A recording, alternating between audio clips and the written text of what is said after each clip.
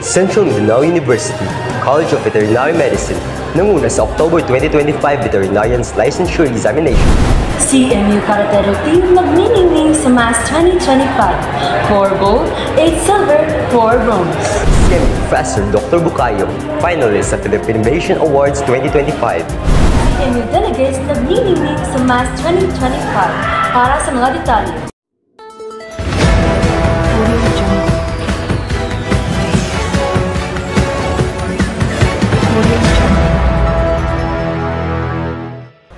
Live mula sa Central Mindanao University, Muswan Maramag, Bukidnon. Ito ang Kingig Balita. CMU CVM nanguna sa October 2025 Veterinarian's Licensure Examination. Pinatunayan ng Central Mindanao University ang kahusayan nito sa larangan ng edukasyon. Narito ang ulat ni Pretzel Almacen para sa lokal na balita.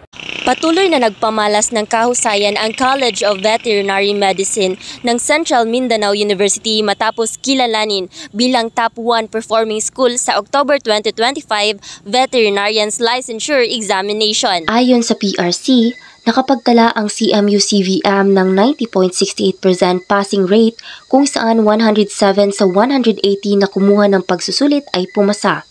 Nakapasok din sa mga nanguna si Dr. Evione Calderon Masdal na nagtamo ng ika-4 na pwesto na may 90.30% rating. Sa kabuuan, 1,108 sa 1,433 examinees ang pumasa sa naturang pagsusulit o 77.32% national passing rate, malayo sa mas mataas na performance ng CMU CVM. Ang tagumpay na ito ay patunay ng patuloy na pamana ng CMU CVM bilang Center of Excellence ng Central Mindanao University. Ako si Pretzel Ann A. Almacen, nag-uulat. Samantala, CMU Karate Team nagniningning sa MAS 2025, 4 gold, 8 silver, 4 bronze. Narito si Jenny Lemureras para sa mga detalye.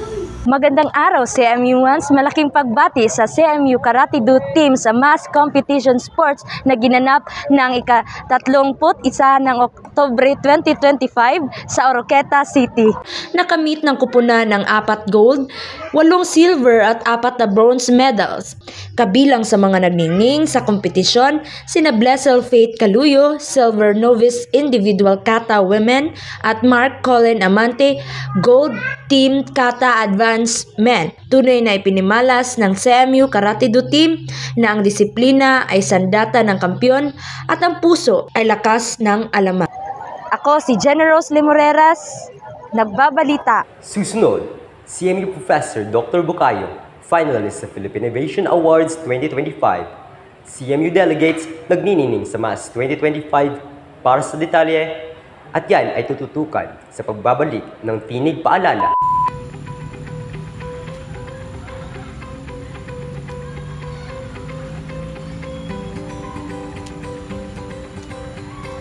Hello mga kaskola! Pagod ka na ba sa paulit-ulit ang deadlines, exams, at recitations? Narito ang vitamin.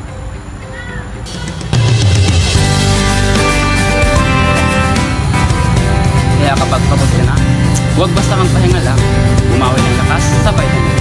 Lakas na tunay, siglang mula. Nagbabalik ang Tinig Balita. CMU Professor Dr. Bukayo, finalist sa Philippine Innovation Awards 2025. Narito ang ulat ni Mila Orandang.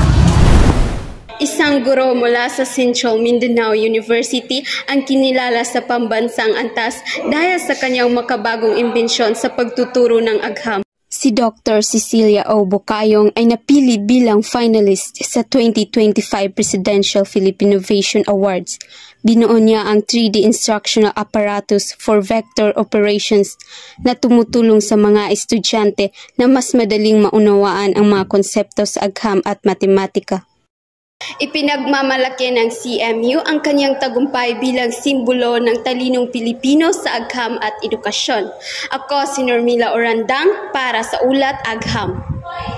CMU delegates nagniningning sa MAS 2025 para sa mga detalye. Narito si Jumaira Osmeña. Mainit na palakpakan para sa ating Central Mindanao University delegates na nagniningning sa MAS 2025 Sports Competition at Culture and Arts Festival. Nakamit ng ating sports delegate ang ika-8 overall spot habang ika-4 naman ng Culture and Arts laban sa 30 SUCs sa buong Mindanao. Isa itong patunay ng husay, talento at pusong CMU na hindi sumusuko sa laban. Kaya't sugakod CMU. Jamaira Osmeña para sa Balitang Showbiz. Maraming salamat, Jamaira. At yan ang mga balitang hatid namin sa inyo ngayong araw. Mukhang abala mga CMUans ngayong araw. Tama ka dyan, Ellie. Kami ang taghatid ng Balitang Pamantasan. Boses ng kabataan. Hatid ang katotohanan. Ako si Ellie Juan Calang. Ako si Shane Mandawi. At ito ang Tinig Balita.